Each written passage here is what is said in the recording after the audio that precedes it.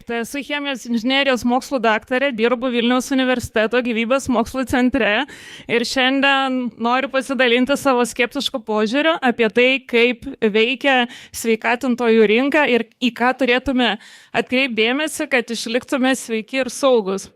Tai atpažinti šūdmalą sveikatingumo temą iš tikrųjų yra ypatingai sudėtinga, dėl to, kad jis slepiasi po tokiais solidžiai skambančiais raktažodžiais. Tai jeigu renkamės maisto papildus ar kitus sveikatingumo produktus, tai dažniausiai jie bus išreklamuoti, kad jie yra natūralūs, sukurti mokslininkų, patentuoti ir aišku aukščiausios kokybės. Ir turbūt retas iš mūsų susimąsto, ar ta natūralaus produkto dozė iš tikrųjų mums yra saugi ir nepakenks, ar toj reklamų yra paminėta mokslininko pavardė, kuris kūrė produktą, ar tik yra feikinio nuotrauka aktoriaus su baltu chalatu, ar to mokslininko kompetencija kiek nors susijus su produkto specifika.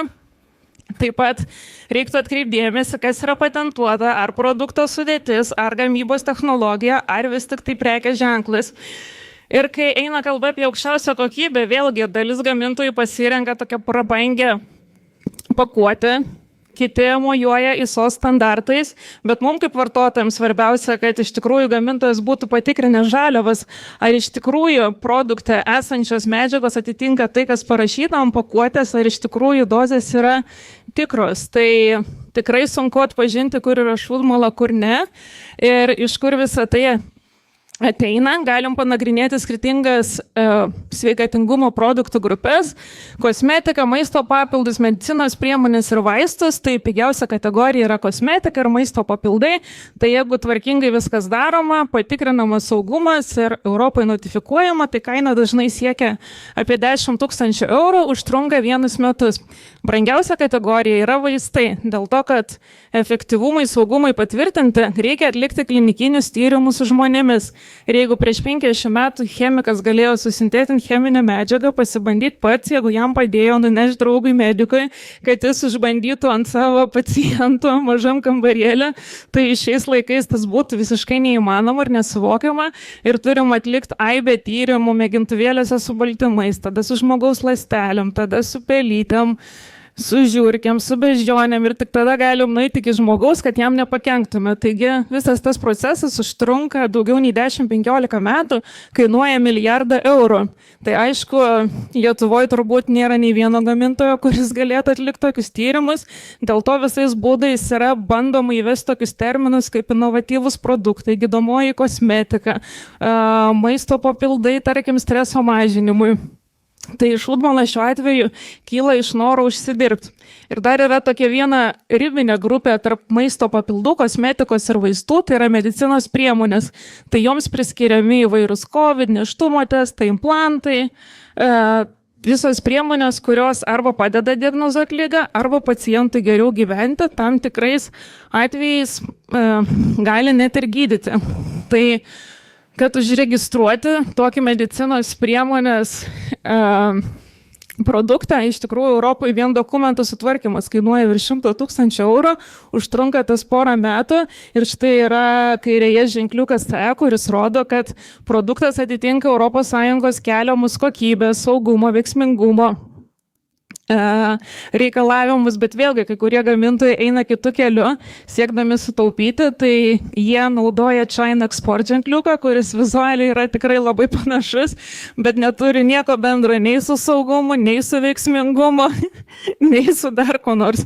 Ir vėlgi, prekybininkai bando užsidirbti. Vienas šūdmalos interesas yra uždirbti pinigų.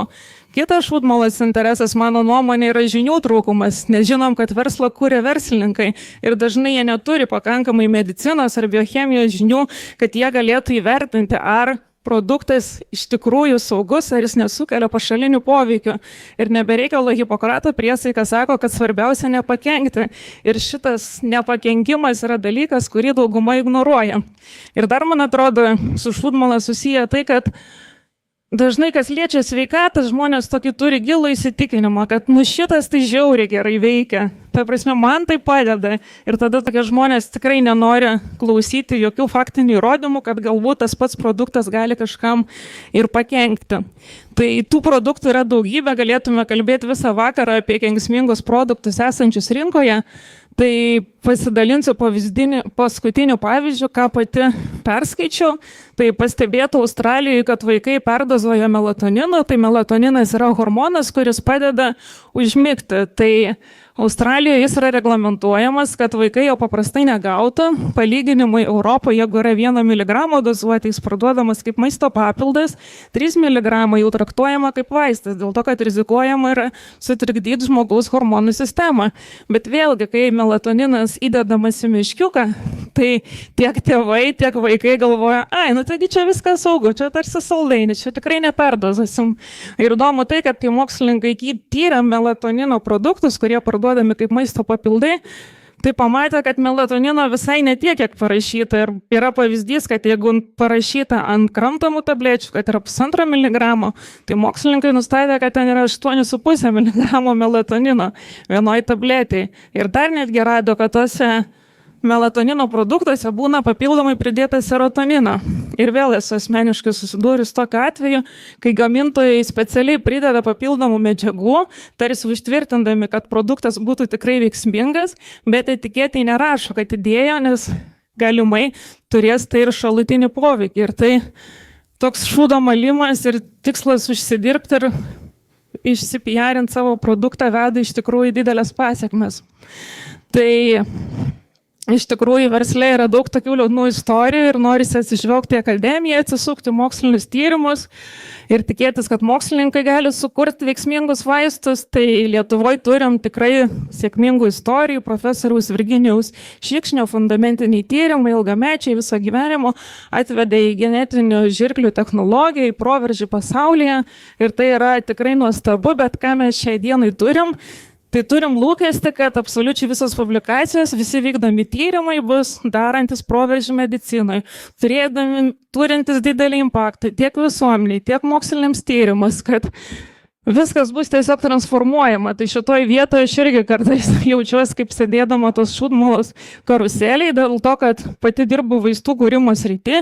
Kaip minėjau, vaistai sukurti vidutiniškai reikia 1 milijardą. Tai aš rašydama projektą ar 10 000 ar 200 000 finansavimui gauti, aš gerai suprantu, kad aš galėsiu padaryti tik mažą žingsnelį visam tam ilgam kelyje. Aš žinau iš tų resursų, ką aš galiu padaryti. Bet konkurencija yra tokia milžiniška ir vertinimo kriterijai yra tokie, kad viskas turi būti nauja ir ambicinga. Tai aš irgi turiu pastoviai sėdėti ir galvoti, kaip tą žingsnelį pristatyti, kad pritraukčiau finansavimą, kad jis atrodytų toks telpantis rėmus, kad tai yra proveržis ir transformacija. Ir vėlgi, kai mes galvodavom vaikystėje apie mokslininkus, tai įsivaizduodavom tokius susivėlusius veikėjus, kurie dirba laboratorijai ir staiga eureka atradimas, kažkas naujo. Tai šiais laikais visuomenė tikisi, kad mokslininkas bus ir verslininkas, ir inovatorius, ir edukatorius, ir dėstytojas, ir influenceris, ir toks 5 viename žmogus. Bet iš tikrųjų visam šitam spindesy mes tokį turim realų skurdą tiek finansų prasme, tiek laiko prasme, nes sudėdami laiko, kad būtume viskuo, realiai nebeturim laiko, kad darytume tuos tyrimus, kurie iš tikrųjų mus atvestų inovacijas. Tai tiek pasidalinimo ir ką mes galim padaryti, kad sumažintume šūdmalą savo kasdienybei. Tai visų pirma, reikėtų atsisakyti iliuzijos, kad viena stebuklinga kapsulė staiga gali pakeisti jūsų sveikatą ir kad jūs visi būsit sveiki ir laimingi ir gyvybingi. Yra tokie ilgai laiko patikrinti būdai, kaip sveika mityba, fizinis aktyvumas, palaikantis socialiniai ryšiai, buvimas gamtoje, kurie iš tikrųjų padeda mums išlikti sveikiem. Bet ką mes darom? Mes apsimetam, sakom, kad mes tam neturim laiko ir geriau skrolinam telefoną, skaitom apie pseudo inovatyvius produktus, bandom daugiau užsidirbti, kad nusipirktume tos produktus.